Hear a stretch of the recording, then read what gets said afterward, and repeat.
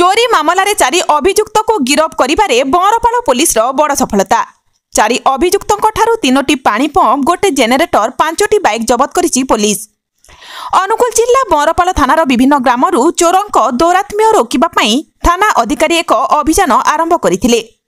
आज एही अभियान रे टुलु पंप, जेनेरेटर, बाइक सह 4 अभियुक्त को गिरफ करिबारे पुलिस बड़ सफलता हासिल करिछि। पुलिस चतुरतार सह जाल बिछाई एही सफलता पाइथिबा तदंतकारी अधिकारी सब इंस्पेक्टर मानस कुमार मिश्र सूचना दैछंती। सूचना अनुसार किछि दिन पूर्वरु महिधरपुर एवं आखपाख अंचल रे टुलु पंप एवं मोटरसाइकेल चोरी पुलिस निद हजाई दैथिला।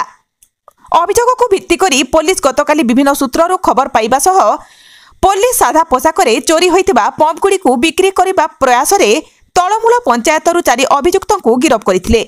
गिरफ अभियुक्त माने हेले तळमूल ग्रामर अनादि नायक, जापानी नायक, सुनील नायक, गोपबंधु साहू गिरफ करिथिला।